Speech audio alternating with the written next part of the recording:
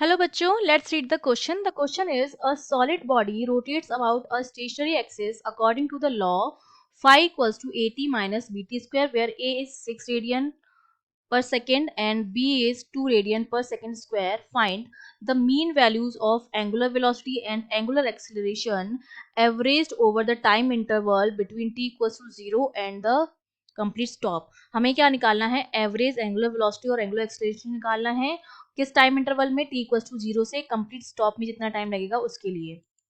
ठीक है, तो देखिए इस क्वेश्चन को सॉल्व करने के लिए हमारा जो की कॉन्सेप्ट रहेगा वो हमारा क्या रहेगा? की कॉन्सेप्ट में हम जानते हैं कि जो एंगुलर वेलोसिटी होती है omega, that is D phi upon D T, जहां पर फाई जो होता है वो एंगुलर डिस्प्लेसमेंट होता है। ठीक है, जो काम हम लीनियर मोशन में करते हैं वही काम हम रोटेशनल मोशन में भी करते हैं, बस v और u जो मेरा है वो चेंज हो जाता है ओमेगा ओमेगा नॉट से। s जो होता है डिस्प्लेसमेंट वो चेंज हो जाता है फाई से या थीटा से, इसको फाई लिख देते हैं डी फाई अपॉन डीटा। और एक्सीलरेशन जो है वो एंगुलर एक्सीलरेशन से चेंज हो जाता है। वहां भी v जो था वो D S upon D T होता था, तो यहाँ पर क्या हो जाएगा? D phi upon D T हो जाएगा। और a जो होता था वो D V upon D T होता था। और अगर v की यहाँ वैल्यू लिखते हैं तो D square S upon D T square, मतलब अगर डबल डिफरेंशिएट करते हैं एस की इक्वेशन का तो हमारे पास क्या मिल जाता था? एक्सीलरेशन मिल जाता था। तो यहाँ पर जो ये यहाँ से ओमेगा मिल जाएगा हमें, v की जगह ओमेगा रखेंगे, s की जगह फाई, तो omega D phi upon D T हो जाएगा। a की जगह एक्सीलरेशन रखे हैं तो अल्फा जो आ जाएगा वो D square phi upon D T square से हमें मिल जाएगा। ठीक है, तो हम क्या करेंगे, जो फाई की इक्वेशन हमें दे रखी है उसको पहली बार डिफरेंशिएट करेंगे तो ओमेगा मिल जाएगा, दूसरी बार डिफरेंशिएट करेंगे तो अल्फा मिल जाएगा, और उसके बाद हम उसका एवरेज निकाल देंगे। लेकिन जो कंप्लीट स्टॉप का टाइम जो है वो हमें निकालना पड़ेगा। कंप्लीट स्टॉप की केस में जो ओमेगा होगा वो क्या हो जाएगा? 0 हो जाएगा। स्टॉप जब कंप्लीट होगा तब बॉडी जो है रुक गई, वहां पर ओमेगा 0 हो जाएगा, उस टाइम पर हम टी निकाल लेंगे। ठीक है, तो देखो omega D phi upon D T, तो ये हमारा कितना हो जाएगा? इक्वेशन को टी के रेस्पेक्ट में डिफरेंशिएट करेंगे तो ये आ जाएगी ए टी का 1 माइनस 2 आगे आएगा 3, और ये हो जाएगा बी टी स्क्वायर। ठीक है, ये हमारे पास आ गया, ये 2 बी टी, सॉरी ये 2 आगे आएगा, 2 बी टी के बराबर हो जाएगा। Just a minute, this is equals to 2 bt। ये मेरे पास आ गया ओमेगा की वैल्यू। अब time at which omega equals to 0, वो टाइम हमारा क्या हो जाएगा? अगर ओमेगा की जगह मैं 0 रख दूं तो टाइम मेरा क्या आ जाएगा? 0 equals to a minus 2b, और कंप्लीट साइकिल के लिए इसको s लिख देते हैं। ठीक है, तो ये टी एस की जो वैल्यू आ जाएगी वो हमारे पास कितनी आ जाएगी? ये आ जाएगी हमारे पास a अपॉन 2b के बराबर। ठीक है, ये ओमेगा इक्वल्स टू 0 पर टी एस की वैल्यू आ गई है जो हमारे पास a अपॉन 2b के बराबर आएगी।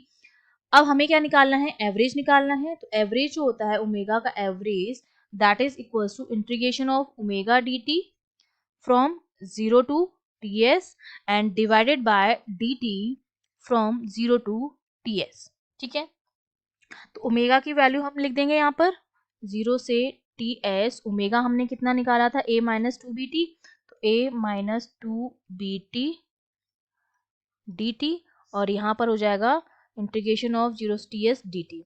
तो डी टी का इंटीग्रेशन तो होता है आपके पास t, तो ये तो t बन जाएगा, और a माइनस 2 बी टी का हमारे पास क्या हो जाएगा?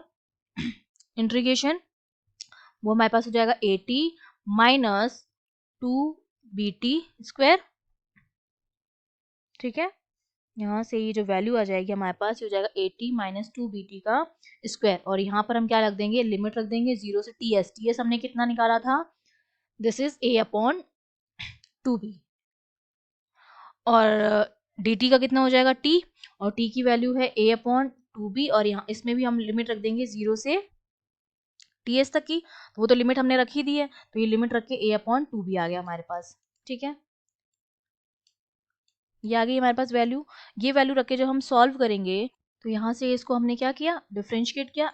ये यहाँ पे इंटीग्रेशन में हमारा ये वाला साइन क्या हो जाएगा? 2b स्क्वायर अपॉन 2 आएगा ना नीचे, जब हम इंटीग्रेट करते हैं तो पावर में एक ऐड करते हैं, अपॉन टोटल पावर को नीचे लिखते हैं, तो ये 2 से 2 आपका क्या हो जाएगा? कैंसिल आउट हो जाएगा। तो ओमेगा एवरेज की जो वैल्यू आई हमारे पास वो क्या ये है? 80 माइनस बी स्क्वायर, और यहाँ पर लिमिट आ जाएगी 0 से a by 2b upon a upon 2b से हम डिवाइड करेंगे। तो पहले हम क्या रखते हैं? Upper limit minus lower limit रखते हैं, तो a into upper limit a upon 2b minus B square, और माइनस लोअर लिमिट रखेंगे तो a into 0 minus B square, और इसको डिवाइड करना है हमें a अपॉन 2b से, तो v स्क्वायर से v स्क्वायर जाएगा, तो ओमेगा एवरेज की जो वैल्यू हमारे पास बचेगी वो हमारे पास ऊपर तो आएगा a स्क्वायर अपॉन 2b, और नीचे का a अपॉन 2b, तो 2b ऊपर जाएगा अपॉन a, तो यहाँ से ये वैल्यू आ जाएगी a के बराबर, और a हमें दे रखा है 6 रेडियन पर सेकेंड के बराबर। तो ये तो हमारे पास क्या आ गई है, ओमेगा एवरेज की वैल्यू आ गई है। अब हमें क्या निकालना है, एक्सेलरेशन भी निकालना है। तो देखो एक्सेलरेशन के लिए हमें क्या करना पड़ता है, डबल डिफरेंशिएट करना पड़ता है, मतलब D square phi upon D T square. एक इंटीग्रेशन तो हमें पता है, जो ओमेगा हमने निकाला कितना आया था, a माइनस 2bt के बराबर। तो a माइनस 2bt को एक बार हम और करेंगे, डिफरेंशिएट करेंगे। a माइनस 2bt को जब करेंगे तो हो जाएगा माइनस 2b के बराबर, a का 0 हो जाएगा और t का क्या हो जाएगा, 1 हो जाएगा हमारे पास। तो डिफरेंशिएशन कितना हो गया, 2b के बराबर हो गया। तो एवरेज अगर एक्सेलरेशन हम निकालते भी हैं, इसका अगर मोड में निकालूं तो 2b के बराबर आएगा, और ये टाइम पर क्या है, डिपेंड नहीं कर रहा है। ठीक है, टाइम पर डिपेंड नहीं कर रहा है, क्योंकि जब हम एवरेज निकालते हैं तो एवरेज निकालने के लिए हम क्या करते हैं, अल्फा का जो एवरेज निकालेंगे तो alpha D T divide by D T, जो हमने यहाँ पर किया था integration of alpha D T upon D T हम करते हैं। तो अल्फा की जो वैल्यू आई हमारे पास वो क्या आई है, 2b डी टी। तो इसमें टी का टर्म तो है ही नहीं, तो हमारे पास डिफरेंशिएशन जो आएगा, इसका इंटीग्रेशन जो आएगा हमारे पास टी के बराबर आएगा। हमारा जो यहाँ पर अगर हम इंटीग्रेट करेंगे तो यहाँ पर टी है नहीं हमारे पास, तो ये हो जाएगा 2b dt, और टाइम यहाँ पर 0 से ts जो हमने निकाला है अपॉन 0 से ts, ये हो जाएगा dt के बराबर। तो अल्फा की जो वैल्यू आएगी हमारे पास, ये माइनस 2b था, ठीक है, तो ये हो जाएगा माइनस 2b t, क्योंकि यहाँ पर है नहीं, तो इसमें हम जोड़ेंगे 0 से t s अपॉन इसका भी हो जाएगा t, और यहाँ पर 0 से टी एस। ठीक है, तो अल्फा की वैल्यू हमारे पास कितनी हो जाएगी, minus 2b into T S की वैल्यू हमने कितनी निकाली थी, which is a upon 2b। कितनी आई थी टी एस की value, it is a upon 2b, a upon 2b, और divided by a upon 2b।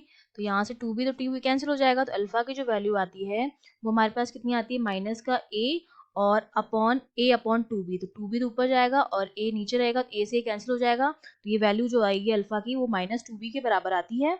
यहाँ पर वैल्यू अगर रख दें या मोड में हम इसकी वैल्यू निकालें तो हो जाएगा 2 इंटू 2, तो ये हो जाएगा माइनस का 4 रेडियन पर सेकेंड स्क्वायर। ये मेरे पास क्या आ गया है, एवरेज एक्सेलरेशन आ गया है, जो हमारा कितना आया है, माइनस का 4 रेडियन पर second square. I hope you understood well, all the best.